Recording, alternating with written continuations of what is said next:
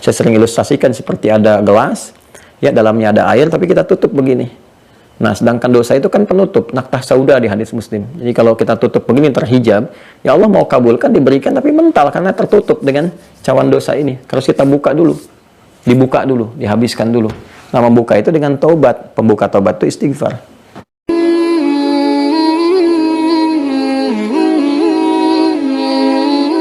Tempat sholat, ya mihrab bisa kita kelola, ya sepanjang kita khususkan tempat untuk beribadah saja, berdoa saja, walaupun sehamparan sejadah, minta di situ lewat sholat.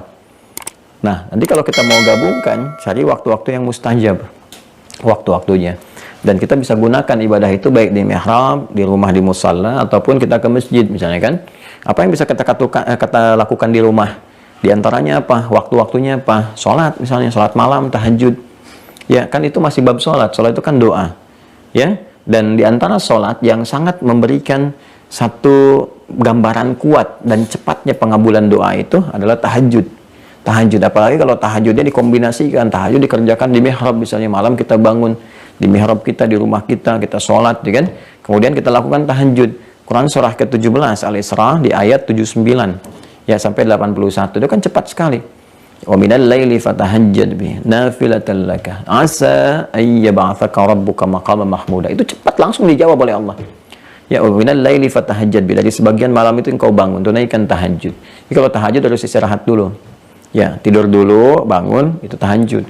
Kalau kita nggak tidur dulu, langsung sholat misalnya kan malam jam berapapun, nah itu nama umum yang masuk qiyamul lail, ya bangun malam itu umum sekali. Tapi kalau kita tidur dulu, kan, kemudian setelah itu kita bangun, tunaikan sholat, nah itu aktivitas yang dikerjakan dari mulai tidur kemudian bangun tuh hajada namanya. Kalau kita bersungguh-sungguh pakai ta, dan kalau tantangannya tinggi pakai tasdid sebelum huruf akhirnya, maka menjadi tahajjada ya tahajjud, tahajjada ya tahajjada, tahajjada ya tahajjadu, tahajjudan, kan?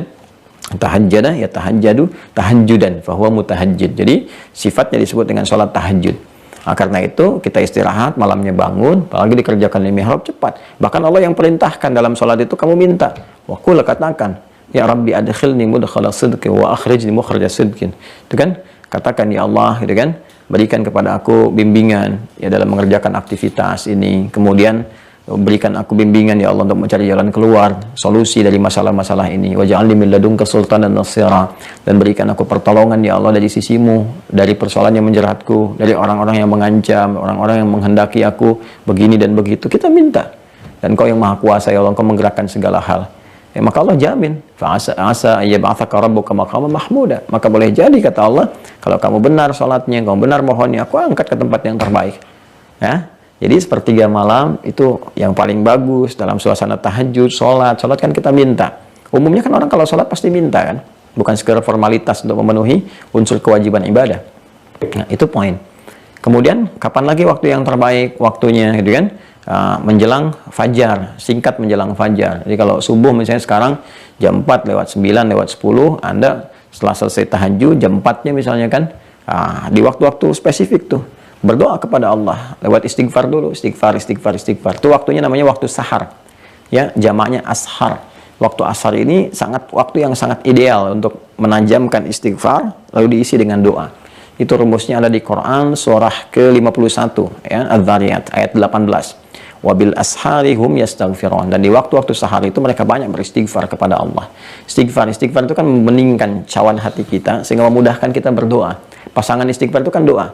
Makanya di dalam adab berdoa itu dibuka dengan istighfar dulu. Kan kita selesai sholat istighfar kan. Astagfirullah, Allahumma antas salam minka salam tabarakta ya dzal jalali wal ikram, dan turunannya baru berdoa kan. Ya, jadi pembukanya lewat itu dulu, bersih dulu. Ya kalau kita minta kitanya kotor kan susah masuk. Karena ketutup tuh. Ya, mau diberikan kan mental.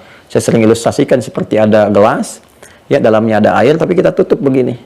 Nah, sedangkan dosa itu kan penutup, naktah sauda di hadis Muslim. Jadi kalau kita tutup begini terhijab, ya Allah mau kabulkan, diberikan, tapi mental karena tertutup dengan cawan dosa ini. Harus kita buka dulu, dibuka dulu, dihabiskan dulu.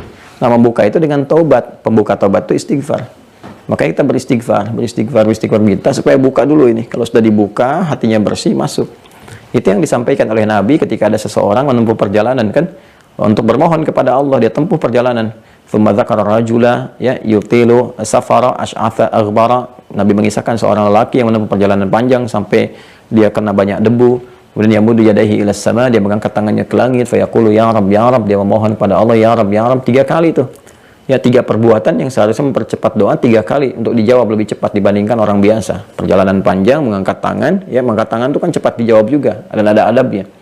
Kemudian setelah itu dia menyebut al-asmaul husna, dia mohon. Tapi anna yustajabu lahu. Bagaimana dia bisa dijawab, kata Nabi? Mat'amu haram, masyrabu haram, malbasu haram, wa ghudhiya bi haram. Makanannya haram, minumannya haram, dan perangkat hidupnya haram. Haram itu nutup. Bagaimana bisa terjawab begitu diberikan pun mental lagi? Maka dibuka dengan istighfar. Nah, waktu sahar ini waktu yang paling efektif dan waktu yang paling berkesan gitu, melahirkan rasa kepada jiwa. Jadi begitu kita mohon tuh cepat, kita pun merasakan itu. Ya, makanya dipuji oleh Allah. Dan itu akan melahirkan sifat-sifat baik, sifat-sifat sabar, sifat pemberi, sifat pembenaran, sifat khusyuk. Itu istighfar waktu subuh. Dan digabungkan semua itu di Quran surah ketiga Al-Imran ayat 17. Ya, as-sabirina was-sadiqina wal-qanitina wal-munfiqina wal-mustaghfirina bil ashar. Ya, orang-orang sabar itu kan orang-orang membenarkan, orang-orang yang kemudian khusyuk dalam sholat, orang-orang yang senang berbagi, ya itu termasuk juga golongan orang-orang yang sering beristighfar di waktu sahar. Jadi menggabungkan sifat-sifat mulia di situ. Nah, itu teman-teman sekalian ini. Ya, waktu sahar, kemudian juga waktu tahajud, dan sahar ini kan digandengkan dengan waktu pasca tahajud di Quran surah 51. Kalau kita baca dari 15 sampai 18 kan itu gabungan.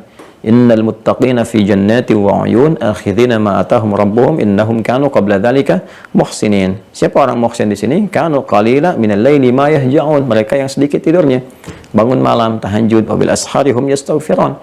Dan setelah itu dia sambungkan ke sahar, dia banyak istighfar, dia mohon pada Allah cepat dijawab. Itu melatih jiwa nanti, melatih.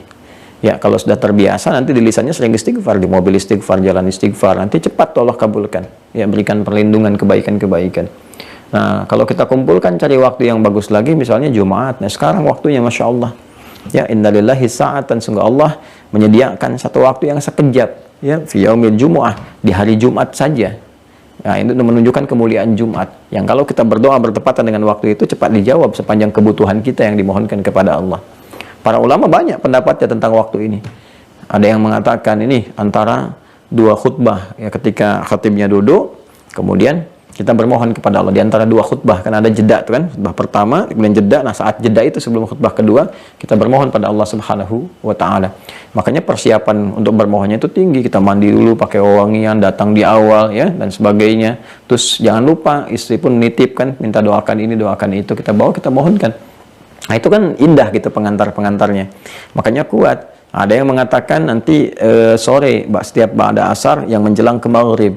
Ya, kemudian di situ bermohon, minta sama Allah Subhanahu wa taala. Ada yang nggak mau ketinggalan, udah pokoknya sudah masuk Jumat, udah mulai. Kan udah ganti hari maghrib, terus membentang malam dan siangnya itu mustajab.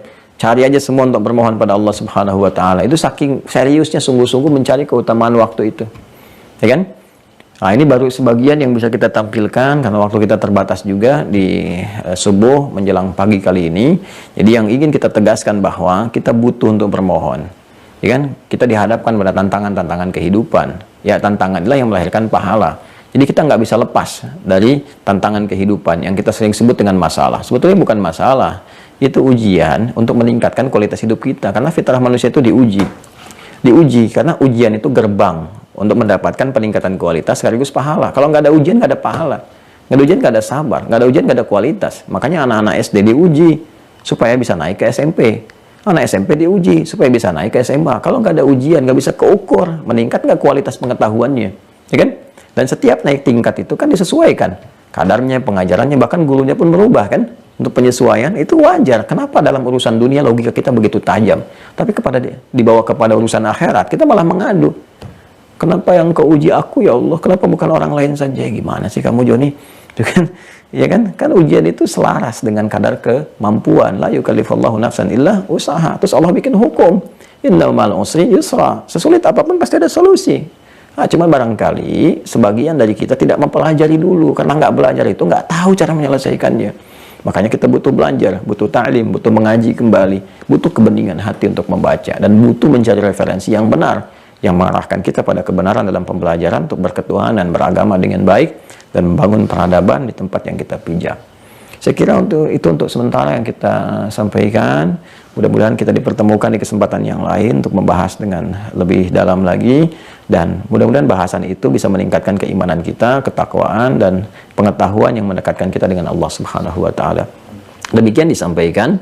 Sekali lagi bagi teman-teman yang belum masuk mungkin ke Mira Ma'had Islam Rafiatul Akhyar, kita buka, ini kan pesantren terbuka, cuma sifatnya juga formal supaya teman-teman serius ya. Jadi kita sediakan fasilitas di Zoom, itu ada Senin sampai Kamis ya untuk yang formalnya. Jadi Senin sampai Rabu itu materi umumnya, Kamis itu ada pengayaan, tanya jawab, kemudian menyelesaikan soal-soal untuk memberikan pemahaman yang kuat. Nanti Jumat dengan sampai Ahad itu umum untuk hikmah atau yang umum-umum pembahasan yang terkait dengan aspek-aspek pembelajaran kita. Bagi teman-teman yang sering bertanya, termasuk dari luar negeri, boleh Anda daftar saja, masuk ke UAH Cornell. Di situ ada paket-paket pembelajaran yang dibutuhkan oleh Anda juga. Silahkan Anda dapati, otomatis Anda dapat password dari situ. Passwordnya Anda aktifkan, akunnya diaktifkan, nanti masuk ke web, dan Anda dapat pembelajaran gratis. Nggak ada bayar-bayar tertentu untuk belajar, nggak ada. Zoom pun kami fasilitasi, sepanjang masih kami punya kekuatan yang Allah titipkan, kita akan hadirkan untuk saling melengkapi. Saya bukan orang yang orientasi mencari materi, tidak, tapi bagaimana kita bertanggung jawab untuk menyampaikan supaya Allah juga memberikan ridho kepada kita semua, ya. Adapun kalau buku Anda berinfak, buku itu untuk Anda juga supaya bisa dicetak kembali untuk juga digunakan hal yang bermanfaat, gitu kan. Dari situ, dan itu juga nilainya tidak banyak gitu kan ya, hal yang Anda butuhkan.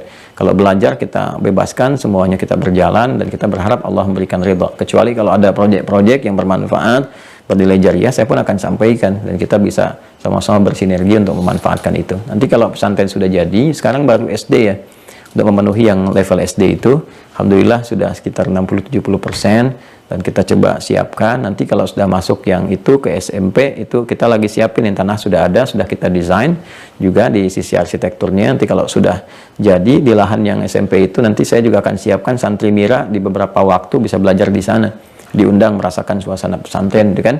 Bisa ada pendidikan sebulan saat libur atau summer gitu kan, yang dari luar negeri bisa mampir ke situ. Jadi kurikulum yang kita bahas dalam online bisa diterapkan di offline secara terbatas dengan keadaan yang kita bisa sesuaikan juga. Demikian, terima kasih teman-teman sekalian atas segala perhatian. Saya mohon maaf kalau ada kekurangan atau bahkan kesalahan, itu mutlak dari saya pribadi. Dikoreksi aja ya, kalau ada yang salah penyebutan ayat atau hadis tertentu, koreksi, tinggalkan pendapat saya, ambil yang benarnya, dan jauhi pertentangan, perselisihan, sehingga hanya mengurangi kehormatan kita di hadapan Allah. Kalau ada benar itu dari Allah dan Rasulnya sebagai petunjuk, silahkan diamalkan, dan mudah-mudahan mendapatkan perhatian dan juga kasih sayang dari Allah Subhanahu wa Ta'ala, yang menjadi jalan kita juga untuk bertemu dengan Allah dan Rasulnya sallallahu alaihi wasallam. Allahumma taqabbal minna innaka antas samiul alim wa tub alaina innaka antat tawwabur rahim. Nahmaduka ya rabbi arhamar rahimin kama 'allamtana an nahmadak, wa nashkuruka syukran kama 'allamtana an nashkuruk, antal muqaddim antal muakhir biyadikal khair innaka ala kulli syai'in qadir. Nusalli wa nusallimu ala habibikal mustafa rasulikal amin sayyidina Muhammadin wa ala alihi wa sahbihi ajma'in. Rabbana barik lana ya Allah fi hadzal yawm wa fi umurina wa fi amrina. Allahumma ya Allah taqabbal minna jami' amalina as-salihah. Rabbana atina fid dunya hasanah wa fil akhirati hasanah wa qina adzaban nar. Wa sallallahu ala sayyidina Muhammad wa ala alihi wa sahbihi ajma'in. Wa akhiru da'wana subhanakallahumma wa bihamdika nashhadu an la ilaha illa anta nastaghfiruka wa natubu ilaik. Walhamdulillahi rabbil alamin.